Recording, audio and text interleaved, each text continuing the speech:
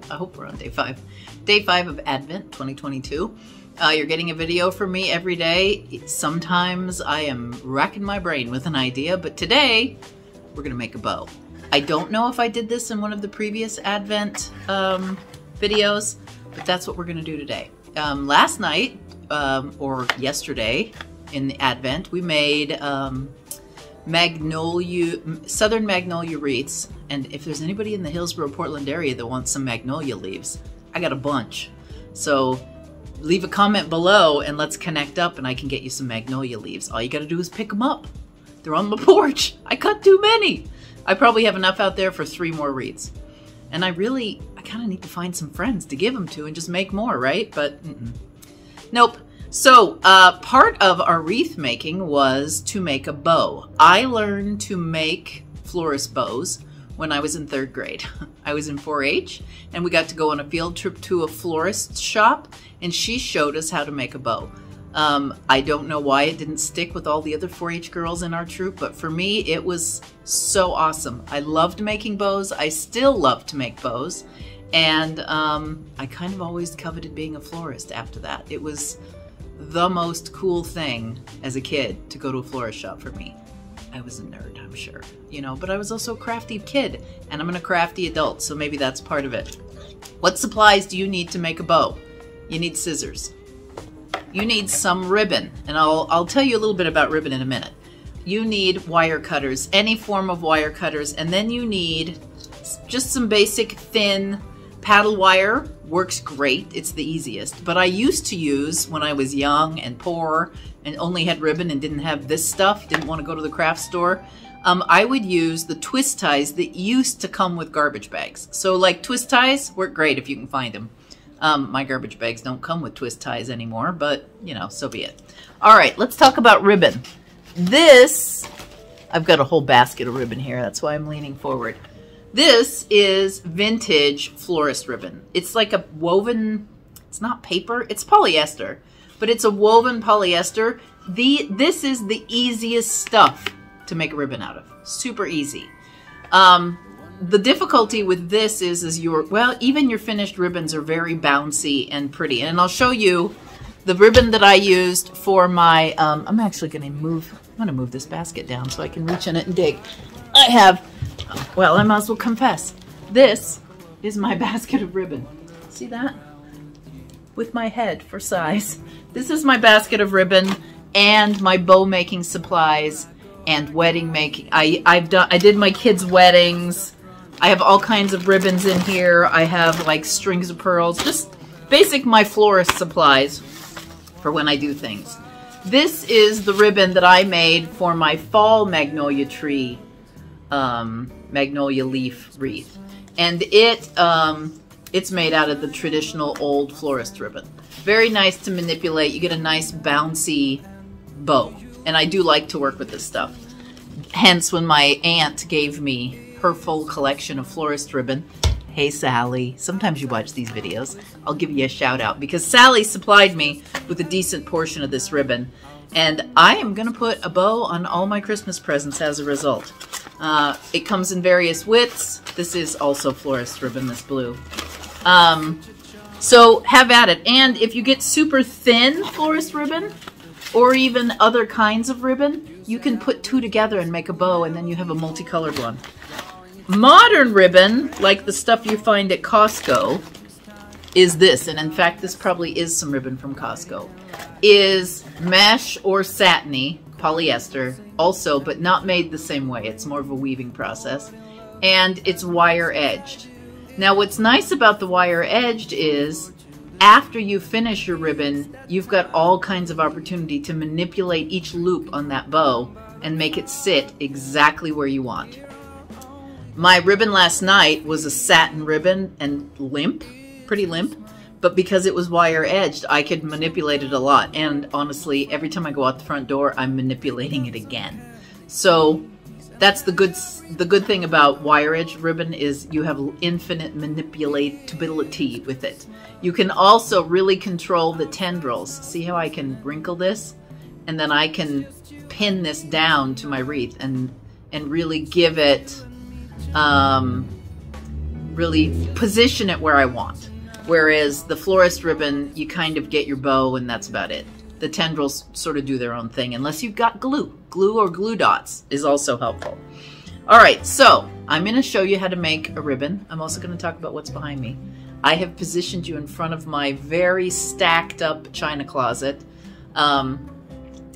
If you're interested, this stuff, just say anything in the china closet and we'll talk about it. And when I do my live chat, I can tell you about some of the stuff in here. Some of this stuff is new. That one is a piece that David and I bought together. That is an old heirloom from David's young single days that has a specific purpose at Christmas time that I can tell you about. The yellow jug is my grandmother's. These are from our trip to Japan and home again, because now I kind of obsess over them and I could talk about those. That's from my childhood. I just acquired that. Jane gave me that. Jane gave me the plates. So let me know if you want me to take you on a little tour of my china closet. I could do that. This is only one of 2 china closets, and they're corner cupboards really. But since I moved in here, I have had lots of family heirlooms show up at my door, and so I can take you through some of that. I can also talk to you about, I have some family pieces on the wall. It's too hard to move you. But I also have some family pieces on the wall that I can talk you through. If you're interested, let me know. Right now though, back to the bow. We're gonna make a bow. So I'm gonna move you down to where I was last night when I made my wreath, and I'm gonna aim you down at my hands, and fingers crossed, we can do this well. All right, let's make a bow. This is some ribbon that Deborah left last night. It's nice, it's like a bronze. It looks very Victorian. All right, to make a bow, first of all, I need to cut with my wire cutters about 8 inches, depending on how long of a tail you think you're gonna need. If I put this on a wreath, I'm gonna cut about 12 inches because this is probably gonna get used on a Christmas package. I'm gonna cut about 6 to 8 inches. This is probably 8 of wire, and this is probably really hard for you to see, but a little piece of wire. And I don't know what the gauge is. This is 26 gauge. It's about right, actually. All right, wire cutters. Now, the bow. I am going to make a loop. Just curl over a loop, and then I'm going to pinch this between my thumb and my forefinger. I'm going to pinch it tight. And then you twist the ribbon around so that it's upside down. Now, we don't theoretically have to do this with this two-sided ribbon, but this does 2 things. It makes it so that if you have a one-sided ribbon, your good side's always on top. But it also makes your finished bow more manipulatable because you have a twist where that wire is going to go, and it'll allow you to move your loops around. All right, now I'm going to make a loop in the front, and I'm going to twist it around my index finger and my thumb, and then lift up my index finger and pinch again. So I've got 1 loop here, and I've got 1 loop here, all held under my thumb and my index finger. Now I'm going to twist again, pinch, make another loop, pull out some yarn, and just pull it. Just pull out a bunch. And then I haven't twisted yet, so twist. I'm going to make another loop. And see how I kind of cascade these? This is the smallest, next size, next size. And I do that. I could do 4 of these, but I just kind of vary them in succession. And we're going on this side, then this side, then this side. Twist, always twist in between each loop. Loop, twist, loop. There, I've got now 6 loops and 1 centerpiece. Twist. Run out some more yarn. Twist.